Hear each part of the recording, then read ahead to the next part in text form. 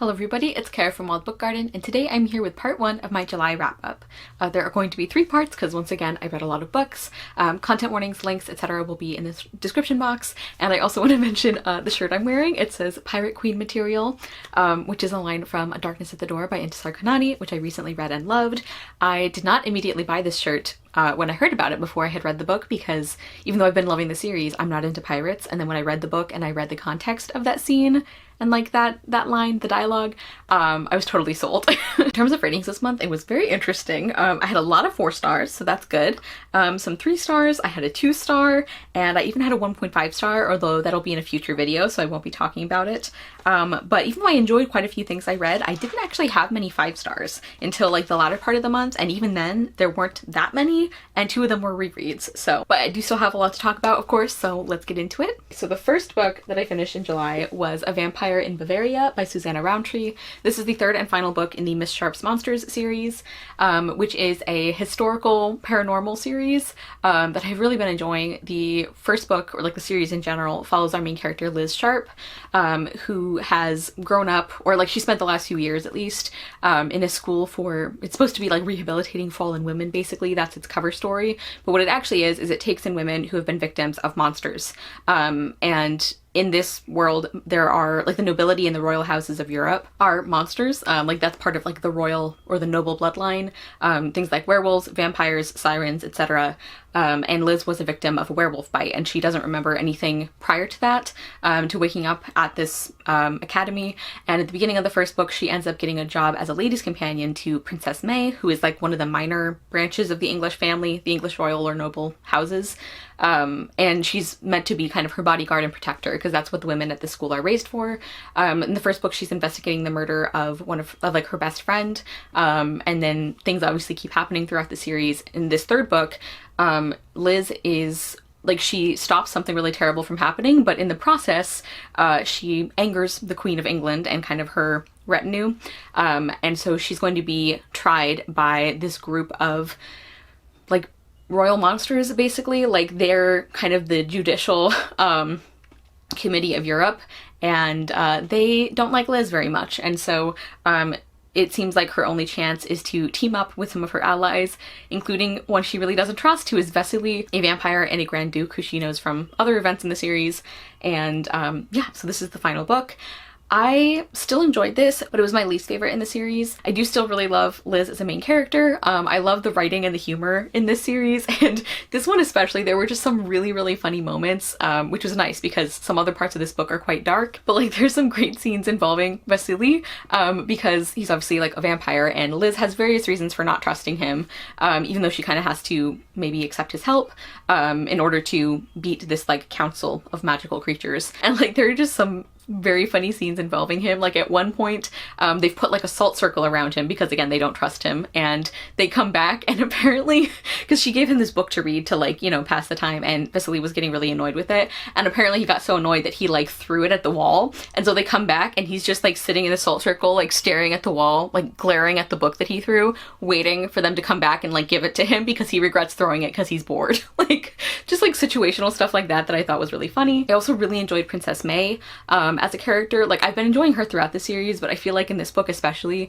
like she really came into her own. I really liked seeing her like start to work with Liz and start to realize what she can use her privilege for. I really enjoyed that. But the big flaw in this book for me, the reason I only gave it 3.5 stars instead of, you know, higher like the other books, was Alexander, and I am so sad about that. Like I'm surprised that he was the weak link of this book for me, but he was. He is the like inspector that Liz has this like tension with, this romantic tension, and I have been really enjoying their interactions and scenes together. But in this book, Alexander like drove me bonkers. Like, he just was so frustrating, like the decisions that he made. And like, this is a perfect example of something I've talked about before, where like I think sometimes it's like the timing of choices that is frustrating, because if like Alexander had done this in like the 1st or 2nd book, that would have been fine. Like, that would have made sense to me and we could have worked through it. But at this point in the series, to be doing the things that he does, to be like working against Liz, I mean, he thought he was protecting her, and he thought like other things that you know, we have reasons for why he does what he does, but I don't think that makes it completely excusable. Like, one of the things that Alexander is really concerned with is how many people are going to get hurt if they actually try and like overthrow these people in power. And I think that's like a valid thing to be concerned with. Like, I think the series is really interesting in the way it looks at like the cost of violence and how it can be for a good cause, but at what point does it not become worth it and all of that. Like, I think that's really interesting. But like, for the way Alexander uses this like reasoning was so frustrating, because Liz had a plan. Like, it just really frustrated me the way that Alexander kept getting in Liz's way of accomplishing her goals, even when I think it didn't make sense to. Like, even when I think his concerns would not have been an issue, he still was. And like, just, I don't know, some of the characters, the people that they chose to trust or not trust was very frustrating. Like, sometimes I think there were reasons for it and I could accept it, but then there were other times where like it made no sense. Anyway, I'll link my Goodreads review because I go into spoilery details if you're interested. And I obviously still enjoyed this book. It was just Alexander and his choices that really dragged this one down for me. But I give A Vampire in Bavaria 3.5 stars, and I would still definitely recommend the series. Next, I finished The Tenant of Wildfell Hall by Anne Bronte. This was a reread for me, and this was part of the Bronte Long read-along. I will link that live show, and yeah, I loved this even more than the first time I read it. So this is it's known as one of the earliest feminist classics in the English language, I believe, and it is so good. So we follow kind of two main characters. One of them is this young man named Gilbert Markham, and this young widow moves in. She's the tenant of Wildfell Hall, and everybody in the village is like distrustful. They don't know who she is, where she came from. And at first Gilbert really doesn't like her, but then he starts spending more time with her, starting to know her more. And we find out more about this woman and her backstory, like her and her son, and why they're in the area. And I just think this is a fantastic book.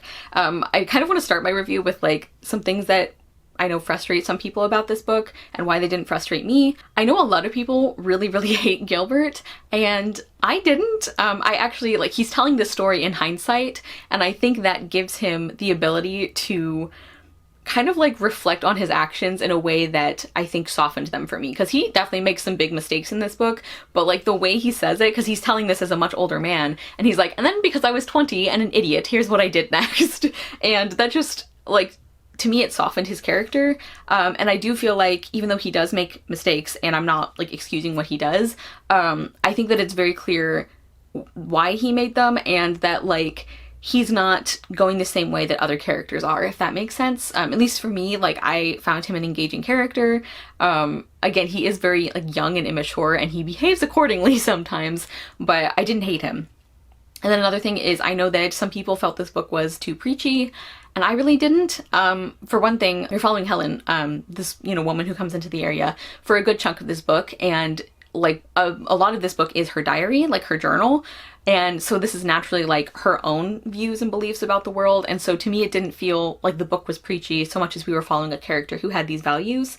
And I also, like, in addition to that, I actually feel like the way that religion was handled in this book was really well done and very progressive and modern. Like, I really liked that aspect. Like, I get the feeling that Anne Bronte had absolutely no patience for beliefs being weaponized to hurt people, to keep people in dangerous situations. Like, I just thought that was done really, really well. So I didn't feel like this was preachy at all. I think it definitely has strong themes, but to me, the way they were accomplished was very well done. So those were kind of the two big things that I know some people had issues with, was like the moralizing of the book, and then also the like Gilbert as one of the main characters. And then speaking of main characters, I really, really liked Helen as well. I found her very compelling, very well written. I really enjoy Anne Bronte's writing in general. It's very clear and descriptive, but not overly so.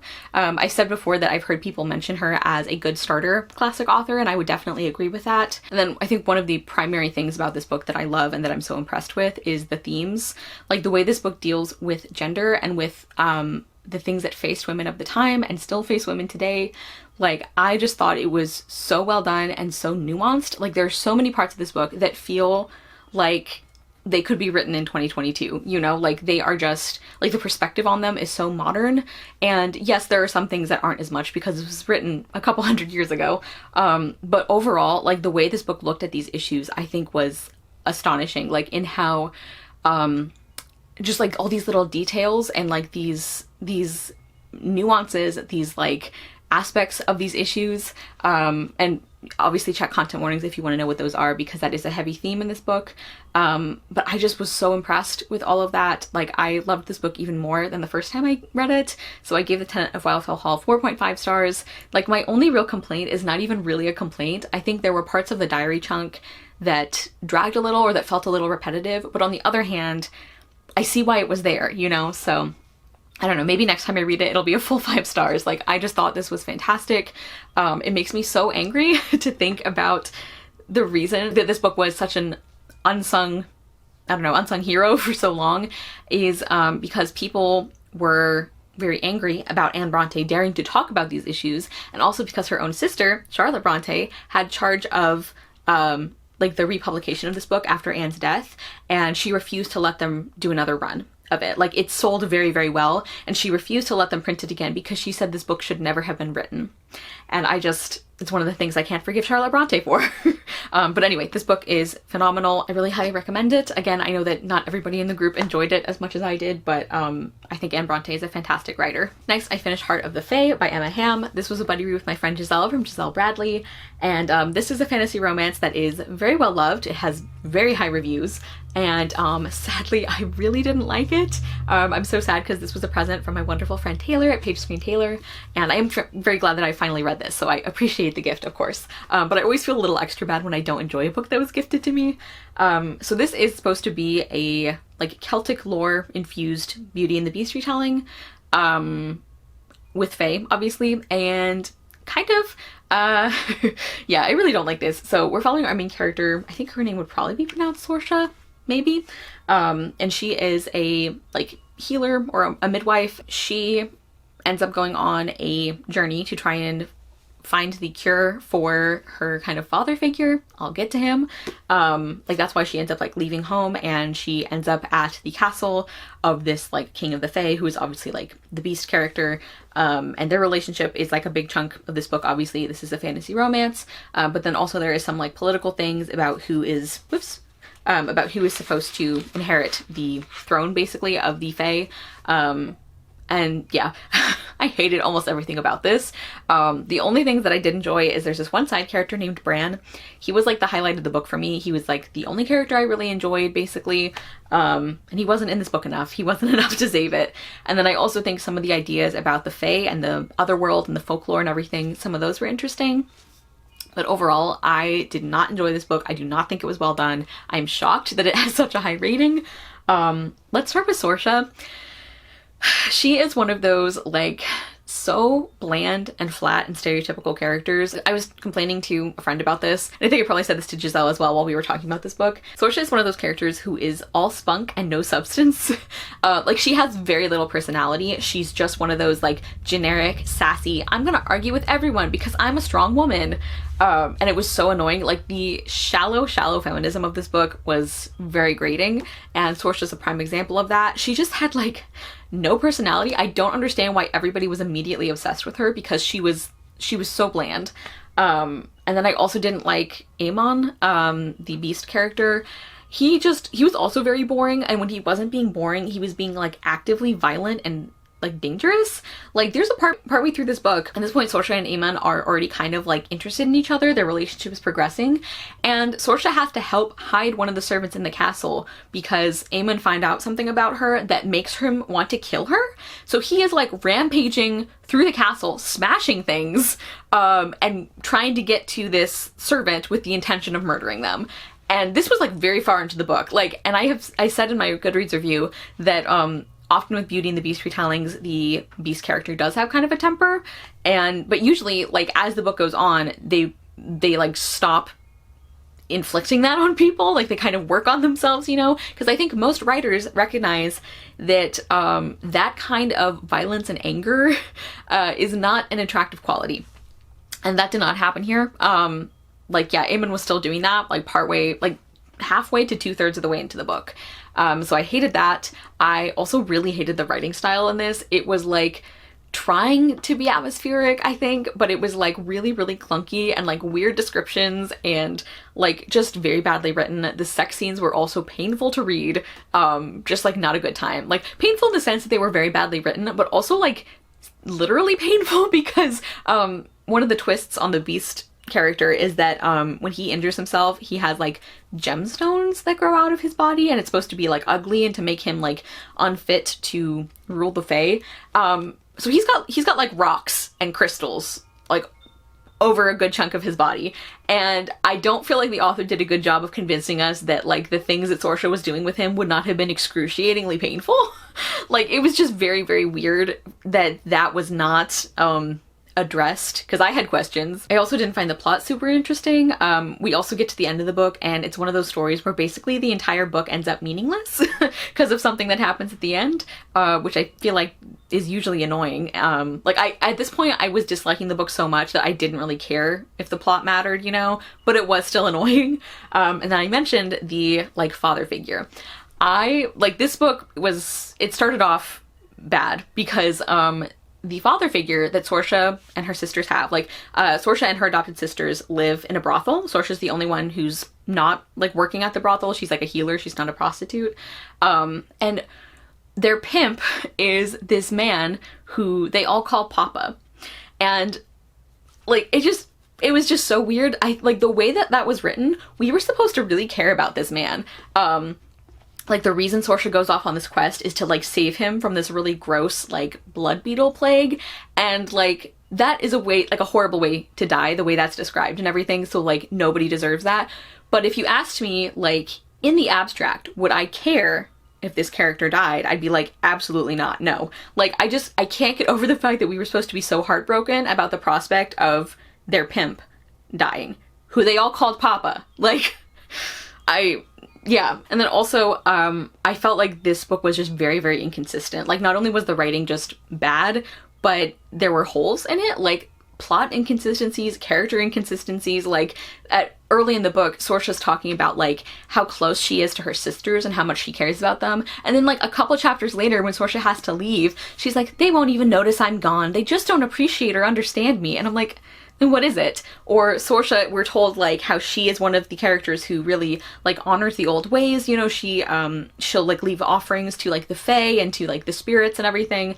But then when she's on a boat, like near the beginning of the book, somebody tells her about this like underwater spirit that like helps them, or like that is close to their boat, and Saoirse's like, I don't believe you, that doesn't make sense. And I'm like, what? And then she's talking about how like the Fae are really dangerous and how like they need to placate them with offerings, and that they can be, you know, dangerous to interact with if you're a human.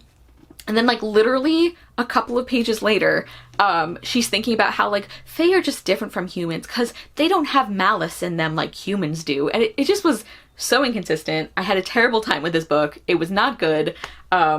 Also, like, Giselle reads a ton of romance, and I really enjoy fantasy with a romance subplot. So between the two of us, I think we cover a pretty wide range of reading experiences, and we both thought this was terribly done. So it wasn't just me. I also have to read you one of my favorite examples of how bad the writing and characterization was. This is not like the worst example, but I think it's the funniest. So we are told that Saoirse has always liked sheep, because I guess that's supposed to give her some personality. She has like a fondness for sheep.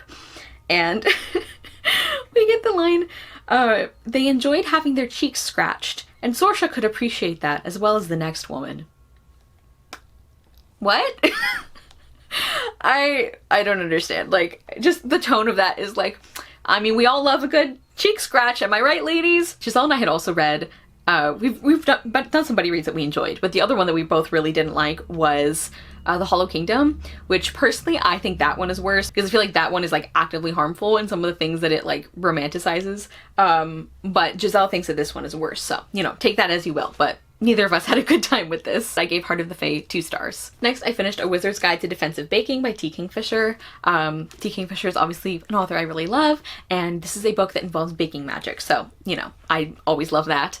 We're following our main character Mona, who is 14 years old, and she stays with her aunt and uncle. She's an orphan, and she lives with her aunt and uncle and helps them in their bakery. And she has what she considers very like small magic, because it's related to like baking. And at the very beginning of the book, she walks into the bakery one morning to start getting everything set up, and she sees a dead body on the floor. It's this young girl who has been murdered, and Mona is obviously like horribly upset by this. She doesn't know what's going on. She gets dragged away for questioning. She's actually ends up being arrested or like questioned on suspicion of these murders because they think that she did it. So Mona has to like convince like the interrogators that she didn't do it. But then even after she does that, she starts realizing that she's in danger, and that the other people who have magic and who live in this town might also be in danger, and that there might be an assassin who is picking off people with magical abilities one by one.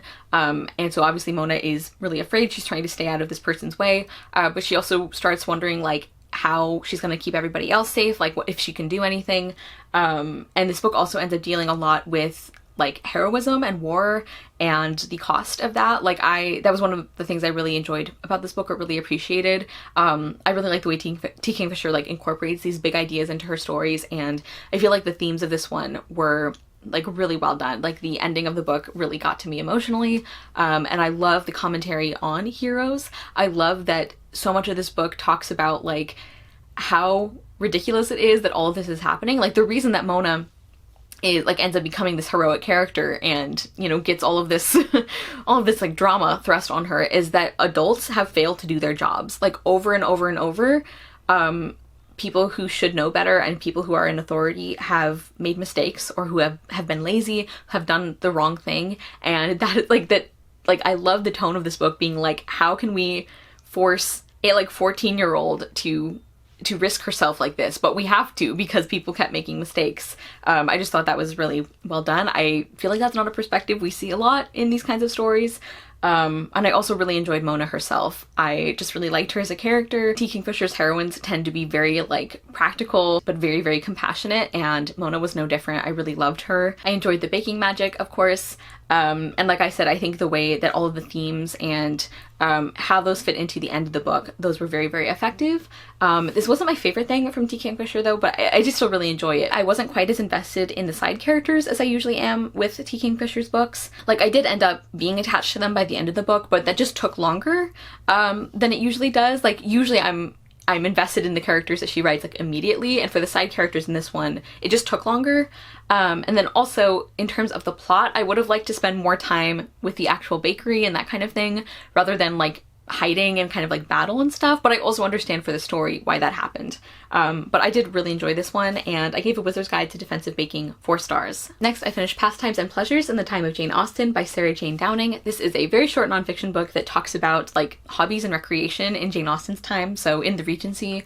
And I really enjoyed this. I was a little curious as to how I'd get on with this one because I've had pretty varied experiences with this author's books, but I really liked it. There's like a lot of like pictures and like illustrations included, so I really liked that. I found the layout of this one good. I liked the way the chapters were organized. I definitely learned quite a bit. It's really fun for, like, I'm obviously very familiar with Jane Austen's novels, but reading this made me realize that there are some details that I had like skipped over because I didn't really know what they meant. So I really enjoyed getting to learn about those. I also really, really appreciated the acknowledgement that some of these pastimes were really, really horrible. Like the chapter on like circuses and like people being kept in circuses and all of that, like the slave trade and colonialism and all of that. I really appreciated the way this book looked at that very honestly. And I also enjoyed the connections to Austen's novels. I feel like that was used like just the right amount. Really my only like criticism is that there were a few typos that I found, like, and that those could be a little bit distracting, but not too much. Overall, I really enjoyed this, and I gave Pastimes and Pleasures in the Time of Jane Austen 4 stars. Next, I finished Shadows of Winterspell by Amy Wilson. This was the book that my friend Huck from Badger Reads chose for me to read this month, and obviously I did. So this book we're following our main character Stella, and her grandmother live on the edge of this forest, and in the forest there are, like, that's where the Fae live, and so Stella kind of lives halfway between like a human town and this forest that with the Fae. And Stella's actually a Fae herself, but for reasons we find out in the book, she wouldn't really be safe in the forest. I mean, the forest itself is not safe after something that happened involving the king and queen of that forest, but also Stella specifically, we find out there are reasons why her grandmother has tried to keep her separate from all of this, but Stella really wants to kind of not be like a normal girl exactly, but she wants to go to school in the town and actually like make some friends, because even though she loves her granny and the like companions that she has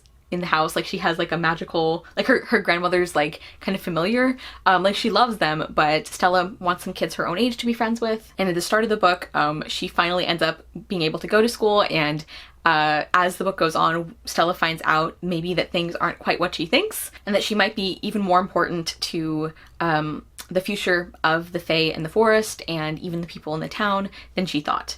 And the first thing I want to say is that I would recommend this book for kind of similar ideas as The House with Chicken Legs by Sophie Anderson, except that I think Shadows of Winterspell did those things a lot better. I think there's a lot of similarities in some of the plot elements and even some of the themes. I did not get on with The House with Chicken Legs as much as a lot of people did, so yeah, like personally I would recommend this book over that one, but I think even if you enjoyed that one, you might like Shadows of Winterspell.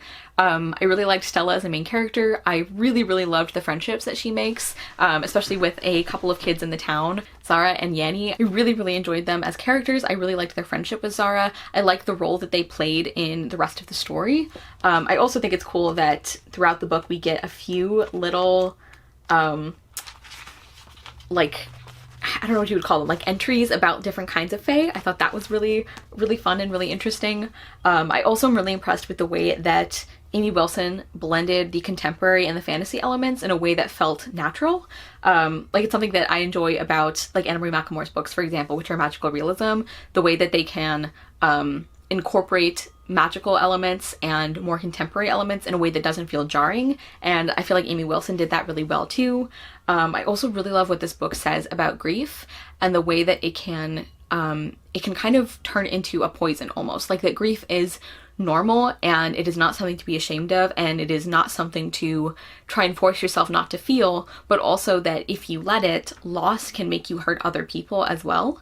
I just think the way this book looked at that was really well done. I really liked the way the ending played out, and like to me it felt really perfect for the story. It felt very satisfying. I also liked the magic in this book and just like the Fae, like fantasy aspects in general, so I really enjoyed this, and I gave Shadows of Winterspell 4 stars. Also, it doesn't hurt that it's a very pretty cover. Next, I finished 8 Cousins by Louisa May Alcott. This was a buddy read with my friends Mary Margaret from MM's Musings and Julia from Shakespeare and Such. It was a reread for both of them, but this was the first time I had read it. And this book and the sequel we buddy read together.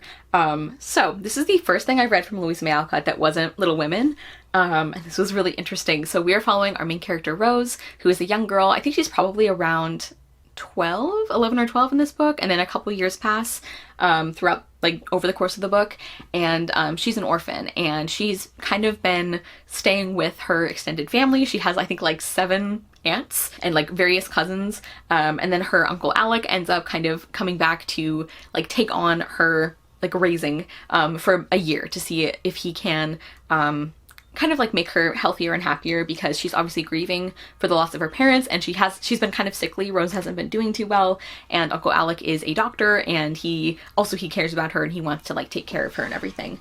And so this is very like slice of life. The chapters of this book, like you can tell this book was serialized because they read very much like vignettes, like very kind of like separate stories almost.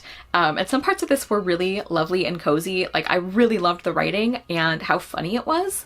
I don't remember Louisa May Alcott, like in Little Women, I don't remember humor being such a big part of that book, but I thought this one was so funny. I liked Rose as a character. I really liked getting to see her get to know like her cousins and like the rest of her family. I liked the way that some of the themes were done, and I think that this book is interesting in the way it looks at like the proper way to like raise children and like what makes them healthy and happy. Like Louisa May Alcott clearly has very strong feelings about that, and I think some of them are things that we would agree with today, so that was interesting. On the negative side though, like this book has a lot of racism in it, and misogyny as well, and like it's yeah, just be prepared for that if you do think about picking this one up, because it was pretty bad in some places. Yeah, so I just want to give like a specific warning for that. Apart from that, I did enjoy aspects of this book, and I gave 8 Cousins 3.5 stars. And finally, the last book I'm going to talk about in this part of the wrap-up is Rondo Allegro by Sherwood Smith. This is quite a chunky book, but it did not feel like it because I really, really loved this one. This is a historical fiction book. I don't think there's, like I mentioned, it might be connected to her fantasy books, and it's not. It's a standalone, and it's set during the Napoleonic era. Specifically at the, what's the name for it? It starts with a C. Is it the consulate?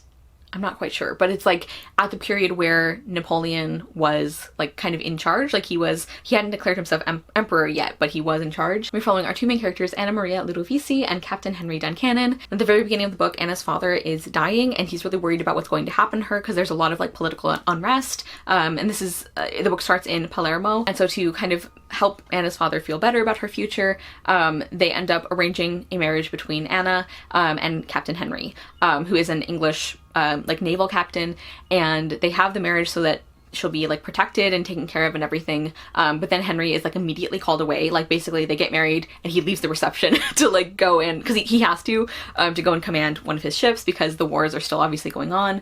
And then Anna kind of has to fend for herself a little bit. She does have her lady's maid Perrette, who is really more of a mother figure for her at this point. And Anna she's got a really beautiful voice, and she was trained in opera singing, and so she kind of like uses that to eventually kind of provide for herself. It takes a while though before she's ready to, because she's obviously been raised that, you know, proper young ladies don't make money doing anything, especially performing. But eventually she has to. And so for the first chunk of the book, we are really following Anna and Perrette as they just do the best they can. As they travel to different cities, they end up with different opera companies. We really see Anna like grow in her confidence and in her sense of self, which was really, really wonderful. And we also get some glimpses of what Henry is doing this whole time. And then eventually, after a few years have passed, the two of them end up reconnecting very unexpectedly. So Anna ends up on the ship that he is commanding. And so they're still technically married, although they both kept thinking they were gonna like annul the marriage at some point, and it just like never happened. And so now they're thrown back together, and we see what happens with their relationship. The war is obviously still going on too. And then near the later part of the book, we see more about like Henry's like family and that kind of dynamic, especially how Anna fits into that. And I really, really loved this book. I feel like it's a hard one to summarize because so much happens, but it's also such a quiet story in a way. But I really love this. I think this is my favorite Sherwood Smith book that I've read so far. I loved Anna as a character. Like, I love the way that Sherwood Smith writes main characters, and Anna, once again, no exception. I just loved her. I loved getting to see her go from somebody who was very uncertain of herself and her place in the world to somebody who's a lot more confident and who at least can project that even when she doesn't feel it. Like, I loved seeing from like Henry's perspective, like how like elegant and charming and sure of herself she is later, and he has to kind of revise his opinion of her, because Henry's like, he's not rude or anything, but he thought of her as being this very meek and shy and uncertain girl, because she kind of was when he first met her, you know, when they got married.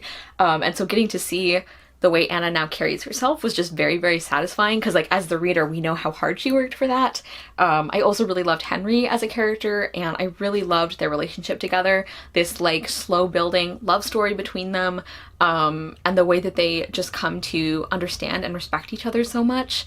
I also, like I said, I really loved Perrette, and the relationship between her and Anna. And like obviously Perrette is still like her servant and her attendant, but I think that we still get to see this really true bond between them. Like, yes, they're tied together because of like class reasons and like an obligation that Perrette feels, but obviously these two women love each other, and I just really, really loved that. I also really enjoyed Henry's family. Like there's like a part of the book where we kind of changed location, and I wasn't sure how I was gonna like that, but I ended up loving it. Like, I loved every section of the plot, really. And I really like that we get to see Anna like making friends with other women throughout this book.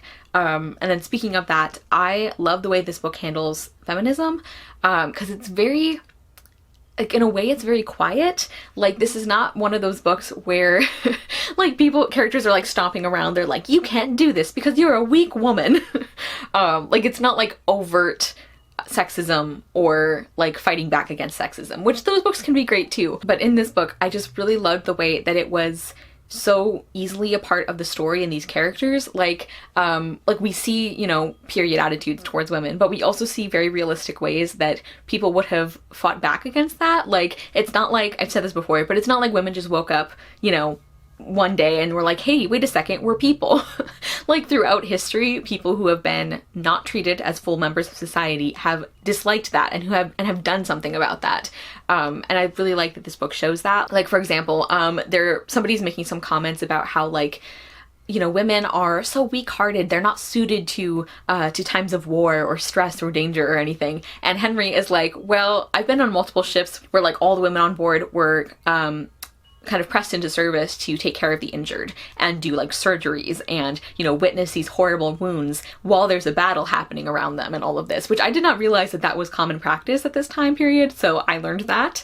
But just like things like that, where it's like, not that historical books can't do very modern ideas, because I think they can, but I also think it's a skill to make that feel so like smoothly integrated into a historical novel. You know what I mean? And I think this book did a great job with that. I also really loved the writing. I do want to mention, because I could see this frustrating some people, that the chapters are not like clear-cut, this chapter is from Anna's perspective and this chapter is from Henry's. Like, this book is told in third person and we mainly follow Henry and Anna, but we do get a little bit from other characters kind of sprinkled in there, and we would sometimes change perspectives like on the same page. But I didn't find that distracting. I didn't mind it. I feel like we could still, like, it was very quickly apparent which character we were following. And I also like the way that that gave us, like I was saying, like a different perspective of the same character. So like, we'd be following Anna and we'd know how uncertain she was. And then we would be in Henry's perspective and he's thinking like how like uncertain he is because of how like charming and beautiful his wife is and everything. And so I think it really added to the story, but I did want to mention that. I actually, like, it's funny that I read A Civil Contract recently, because in some ways Rondo Allegro reminds me a tiny bit of that book, but with like a more romantic ending. So I think if you like one, you might like the other. I also found the plot of this book just really, really gripping, even though again, it was a very quiet story most of the time.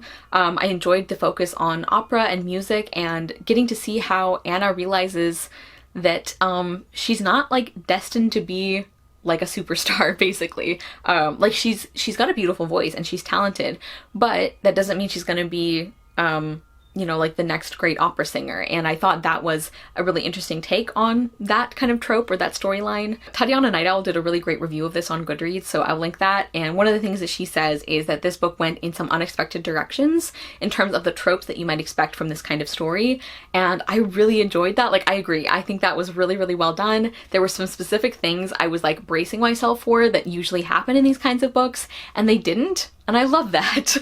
Like, this book gives you what you want, but it also surprises you. I also enjoyed the setting. Like, I think this book communicates the like uncertainty of this time period so well. And it's funny because like Napoleon as a person, as a historical figure, and the Napoleonic Wars as like wars and historical events are not something I find super interesting, but apparently I tend to really enjoy books that are set at that time period because I think they're just like a very interesting period of change and like uncertainty. And, you know, like, yes, there are these huge like empire shifting events happening, but regular people still have to eat, you know? I just think that was really, really interesting. And I think this book does a great job too of showing like how uncertain everything was and how like fluid things were. Like, we see throughout the book that Anna is variously viewed as being too Italian or too French or not French enough or too English or not English enough, and just the way that all of that could change between like one town and the next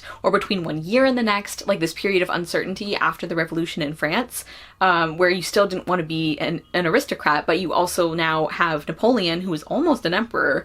It was just fascinating to me. Anyway, I have gone on and on about this book. I obviously loved it. I originally gave Rondo Allegro 4.5 stars, but I'm kind of wondering now if I should bump this up to 5 because like this was so well done. I highly recommend it. Yeah, I can't wait to read more from Sherwood Smith.